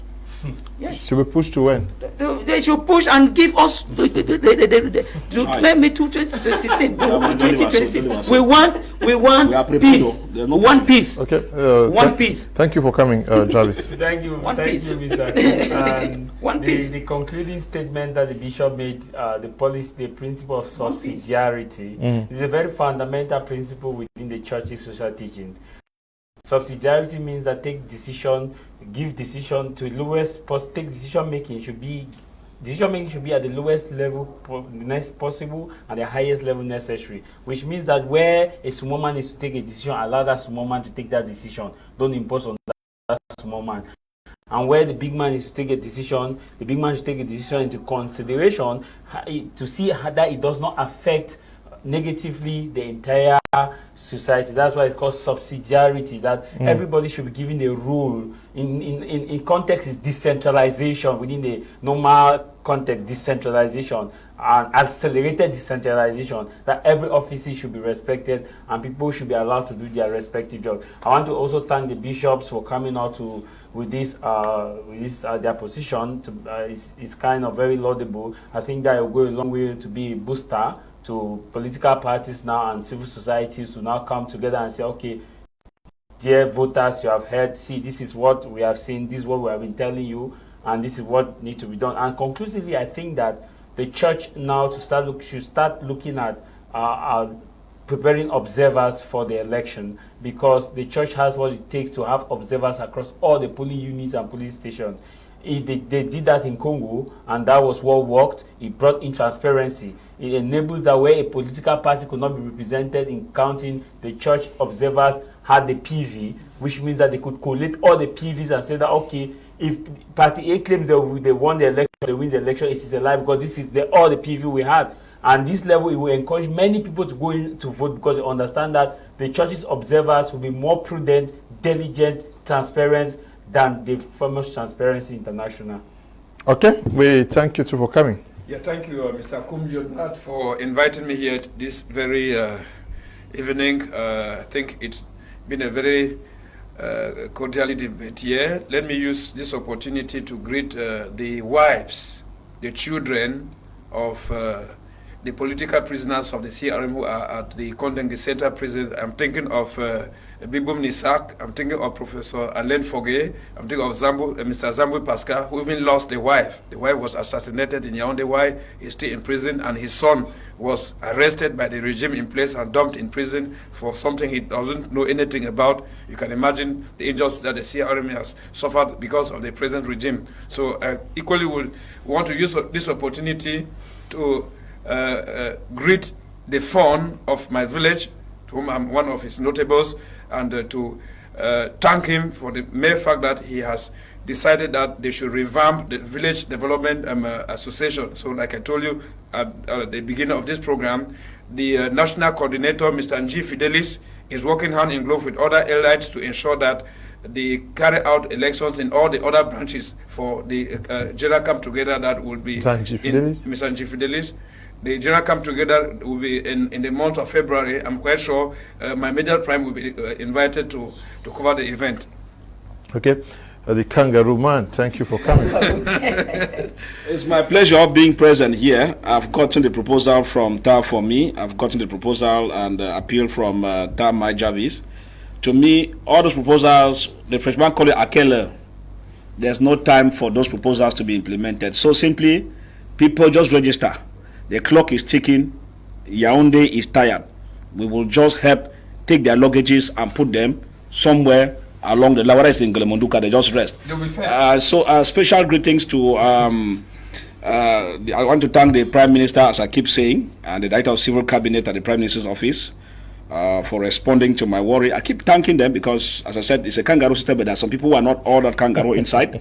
And so I think they are responding to my arrest, which I complained officially to them. And I want to thank Pa Mbaragangele. First, he has said anybody who has a worry on his ID card should make sure that you go to the various regional delegations and give a complaint there if it has not come, and they will know what to do. And I want to thank Pa Barangangele again because I think, as I said, I'm coming from Yaoundé. I've been grilled on my file. I think I had 2 days grilling there in Yaoundé to explain exactly what happens concerning my last arrest, illegal arrest there in Buea, and they're currently handling the file. So I want to thank them. And the state should tell you, clean and clear, toll number, that if you have problem with any policeman anywhere in the national territory, the shah should tell you people 1500. 1500. When you call, whether you have bandits in front of your houses or whatever, just call, give your identity, give your location, and in that location, they will know how to connect the nearest police station around your area to come to your aid as fast as possible. That's a good message I brought to all Cameroonians. 1500. Any wahala you have, provided you are sure and you know that your rights have been trampled upon. Don't call them when you are a criminal. Call them when you think that your right has been trampled upon, and they will send immediate rescue to you wherever you are. 1500. That's a message I brought to you from Pam Barangangele. Thanks very much. So it's not a kangaroo system. Thank you very much. And Are you really sure these guys will be working for the good of ordinary citizens? I'm only giving a message they send me to How you believe them? Because I don't believe in these guys. Consume it first. Use it. We were arrested in 2018 just on rumors by the same 1500 as deported to Kondengi. Please, thank you, Desmond and Eli, for production. Thank you all for watching. Stay blessed. Bye-bye. Thank you.